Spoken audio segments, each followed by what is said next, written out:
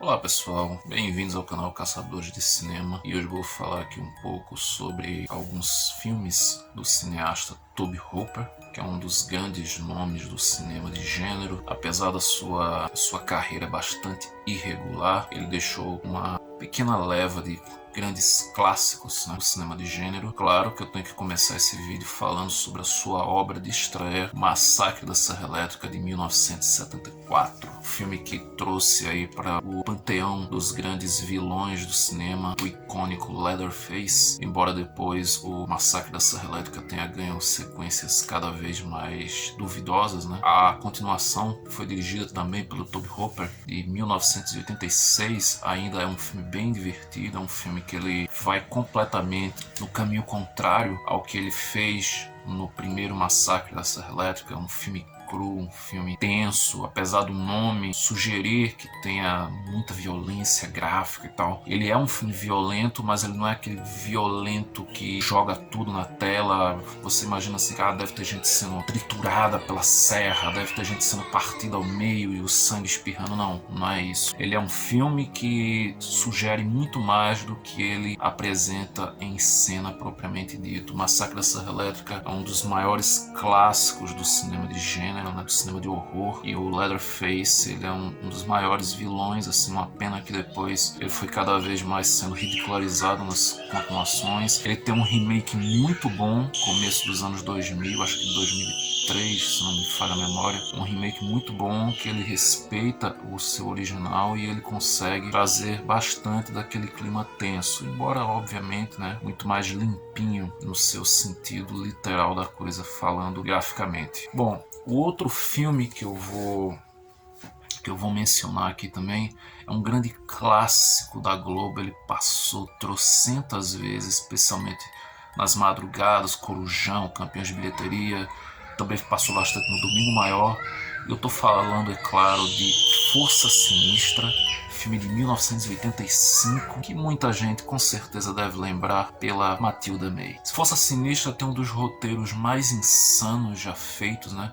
Ele é um filme que ele começa como uma produção de ficção científica, mostra uma viagem dos astronautas no espaço e encontrando uma civilização misteriosa de vampiros espaciais. E aí depois disso o filme ele se transforma em filme de demônio, filme de zumbi, filme pós-apocalíptico.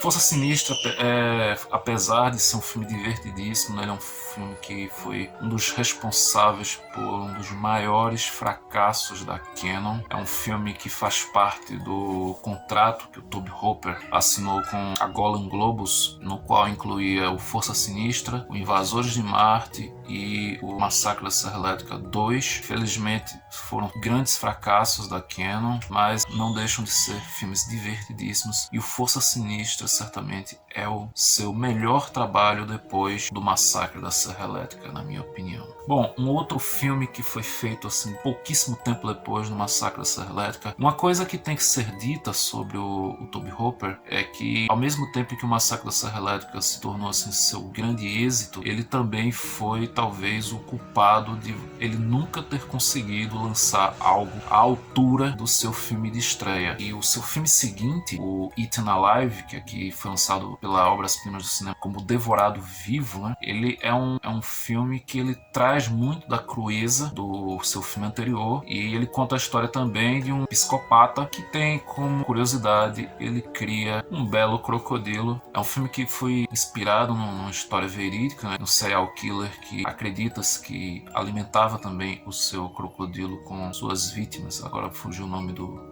serial killer. Assim como o Massacre da Serra Elétrica também, ele tem uma forte inspiração no Ed Gein, que também serviu de inspiração para outras obras como o próprio Silêncio dos Inocentes e muitos outros mais no cinema. Bom, o Eaten Alive, ele é um filme pouco lembrado hoje, apesar da sua qualidade como representante de um cinema de gênero mais brutal também, né? Um filme que também é bem violento, mas ele recentemente pôde ser visto uma homenagem a ele no filme X, A Marca da Morte, esse título nacional. Bom, mas é isso. Na verdade, esse é uma minissérie, mas ele também foi lançado aqui como se fosse um longa também, né? Que é Os Vampiros de Salem, ou como também ficou conhecido nas exibições em TV como A Mansão Marston, uma produção de 1979 e é inspirado no livro do Stephen King, né? Os Vampiros de Salem, uma cidadezinha, a Salem's Lot, que acontecem coisas misteriosas lá, né? O escritor ele retorna a essa cidade e ele começa a suspeitar que essa cidade ela pode estar sendo vítima de ataques de vampiros. O visual do vampiro, assim, ele é muito calcado no visual do Nosferatu, né? Conde Orlok. Outro grande clássico, inúmeras exibições na TV, tanto na Globo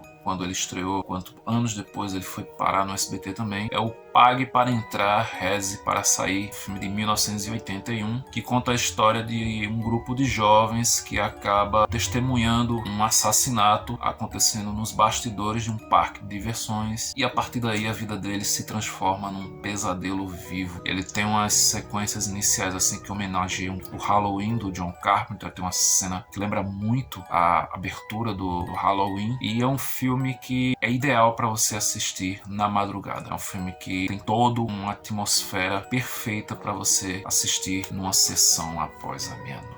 Bom, tá chegando aqui ao final, né, dessas minhas indicações e eu não posso deixar de falar também do Poltergeist, o Fenômeno, filme de 1982, dirigido pelo Tobe Hooper e tem a lenda urbana, né, que também foi bastante coisa dirigida pelo Steven Spielberg, que é o roteirista do filme. Dá para ver a assinatura de ambos nesse filme, né? Tem muita coisa, principalmente em relação à trilha sonora. A trilha, eu acho que ela entrega muito das cenas que podem ter sido dirigidas pelo Spielberg e essas cenas assim são claramente o estilo do Spielberg. Talvez foi o filme de terror que o Spielberg sempre quis fazer. Na época ele não pôde, né? O ET, que ele estava fazendo ao mesmo tempo, inicialmente ele seria também um filme de terror, mas aí Tobe Hooper assina a direção total do Poltergeist. Mas é claro que dá para ver sim a mão do Tobe Hooper no filme em vários momentos. É um filme que ele tem momentos bastante tensos, tem uma sequência envolvendo a alucinação na frente de um espelho que é bem macabra, né? Tem bons efeitos visuais, efeitos práticos e a sequência final de Poltergeist é uma das coisas assim mais memoráveis em se tratando de cinema de gênero. Bom, esses são os seus grandes trabalhos do Tobe Hooper e eu encerro esse vídeo com um pequeno bônus que é uma produção de 1990 que não é um filme assim tão memorável, mas é um filme que eu curto bastante, que é o Combustão Espontânea, ou também conhecido como Conspiração Atômica. É um filme estrelado pelo Brad Dourif, que conta a história de um homem que descobre ser filho de pais que participaram de uma experiência e ele tem a capacidade de se incendiar e incendiar tudo ao redor. Ele lembra um pouco, né, o filme que foi inspirado também no livro do Stephen King, A Incendiária, que é o Chamas de Vingança, com a Drew Barrymore, 1984. Ele lembra, ele tem bastante elementos que, pronto, ele parece uma mistura de Chamas de Vingança com Scanners.